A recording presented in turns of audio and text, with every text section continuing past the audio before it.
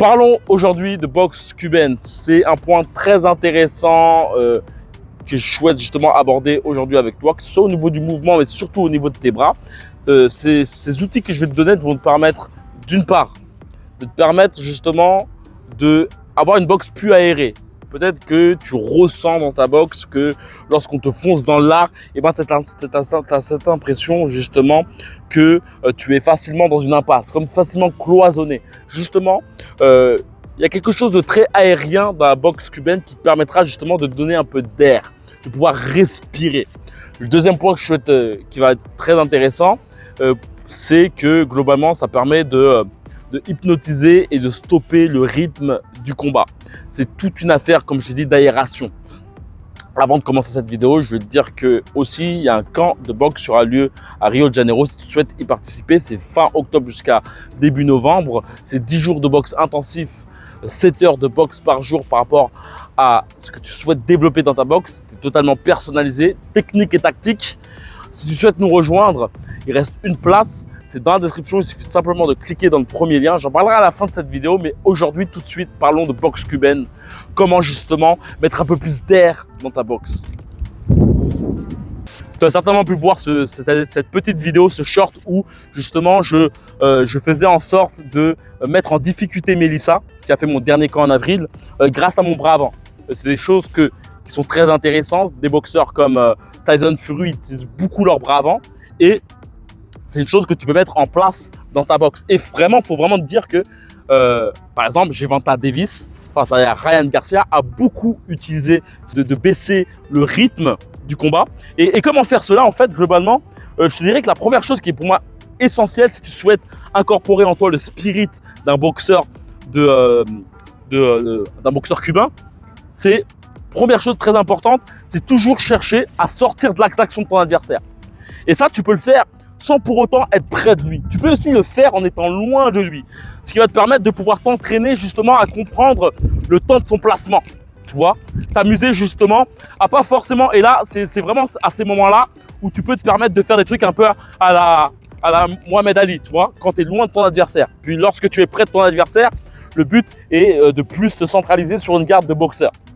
En sachant que si je dois vraiment aussi tergiverser sur la chose qui va te permettre d'être très efficace aussi, c'est lorsque tu fais tes déplacements, eh ben, n'oublie pas que lorsque tu frappes, il faut que tu sois capable de te mettre en position de boxeur rapidement et stopper, tu vois, déplacement, position de boxeur, stopper, tu vois, tac, déplacement, tac, position de boxeur, boum, boum, déplacement, tac, tac, tac, bam, bam, tu vois, c'est vraiment une chose très importante.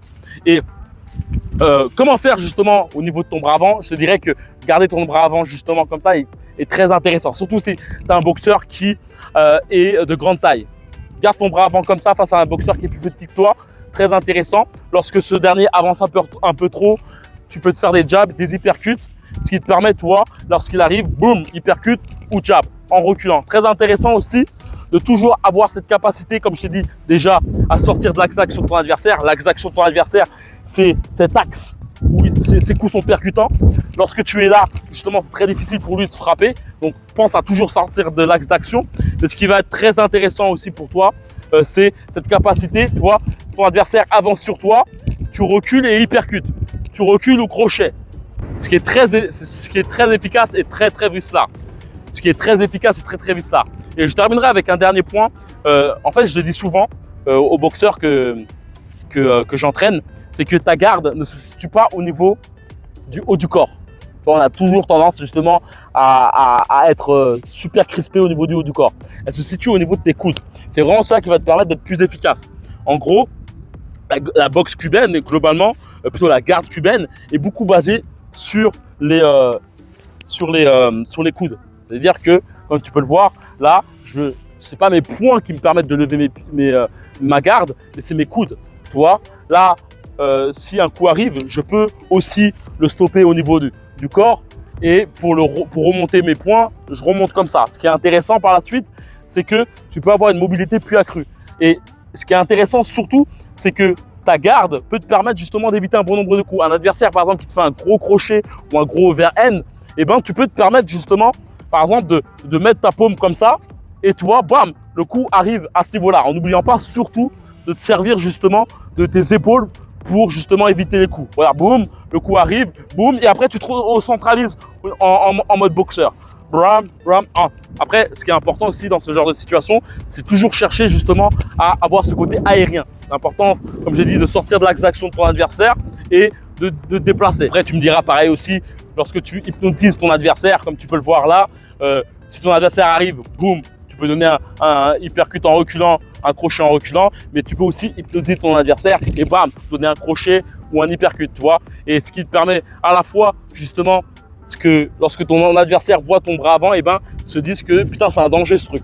Quand j'avance, putain il me donne un coup. Quand je fais rien, putain il me donne un coup. Et c'est ça, c'est à partir de là que vraiment cette partie de boxe cubaine, de garde cubaine est très intéressante. As-tu cette impression de stagner dans ta boxe? Peut-être que c'est ton cas, que tu as cette impression justement de ne pas avoir de nouvelles informations qui te permettraient d'évoluer comme tu souhaiterais. En plus, lors de ce genre de situation, il y a clairement une frustration qui est là, c'est-à-dire que on ne ressent pas l'enthousiasme qu'on avait au début. Peut-être que c'est ton cas, tu sens que aussi qu'il y a des situations comme ça où tu as clairement du mal à pouvoir t'imposer face à un adversaire agressif, face à un adversaire qui sait bien tenir sa distance. Et ben, il y a des choses qui clochent dans ta boxe. Tu le sens, tu le vois, peut-être au niveau de ton déplacement ou autre, mais tu n'arrives pas justement à capter la solution.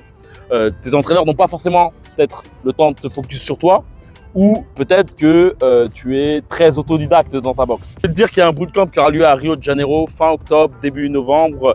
On est en moins de 10 dans ce camp, ce qui me permettra justement de pouvoir me focaliser sur toi. C'est dans la description si tu souhaites nous rejoindre. Il reste une place actuellement. Le but de ce bootcamp, c'est à la fois travailler ta mobilité, qui est une des choses qui est pour moi primordiale, mais c'est aussi de te permettre justement de travailler tes contre-attaques. Les contre-attaques sont le meilleur moyen justement d'avoir un impact sur ton adversaire, que ce soit au niveau justement le fait de vouloir mettre KO ton adversaire, mais surtout de le sonner. Globalement, quand ton adversaire s'engage sur un coup, lorsqu'il t'envoie un coup, eh ben, c'est le moment où il est plus ramolli. Et donc frapper sur de la chair ramollie est le meilleur moyen justement de pouvoir saper ton opposant. Et le but aussi, c'est vraiment aussi travailler ce côté expérience de ta boxe, que ce soit au niveau de tes vis, les accrochages, mais surtout aussi au niveau de ta mobilité. Pour moi, la mobilité, c'est une des choses qui te permettra d'une part de t'ouvrir justement des zones de frappe, mais ça te permettra aussi de pouvoir frapper de façon souple, mais surtout avec la totalité de ton corps. Car globalement, pour moi, on frappe avant tout avec ses appuis et non avec ses poings. Tout se passe au niveau de tes pieds. Comme j'aime bien dire, tout se passe en dessous de l'iceberg. En tout cas, si tu souhaites nous rejoindre, il reste une place, comme j'ai pu le dire actuellement. C'est dans la description, il suffit simplement de cliquer dans le premier lien. Le bootcamp est basé sur le fait justement d'aiguiser tes armes au combat, tes poings, tes pieds surtout, comme j'aime bien le dire. Tout se passe au niveau, tu vois, quand tu te sers la totalité de ton corps, c'est là que justement tes coups sont impactants. Tout le monde est le bienvenu dans ce bootcamp. Si tu as 1 année, 2 années, 5 années de boxe, si tu n'as jamais fait de boxe, si tu souhaites simplement développer ta technique de boxe pour ta self-défense, si tu es un combattant d'MMA, si tu es un combattant de pied-point, tout le monde est accepté. Et comme j'aime bien le dire, vu qu'on est en tout petit comité, ça permettra d'être focus sur toi constamment, soit au niveau de la patte d'ours, des sparring techniques, et surtout il y aura beaucoup d'exercices individuels basés justement sur ta gestuelle pour te permettre justement d'être plus souple et percutant au combat. Donc si tu souhaites nous rejoindre, comme j'ai pu bien le dire, c'est dans la description, il suffit simplement de cliquer dans le premier lien, et comme d'habitude, que la boxe est avec toi. Ciao.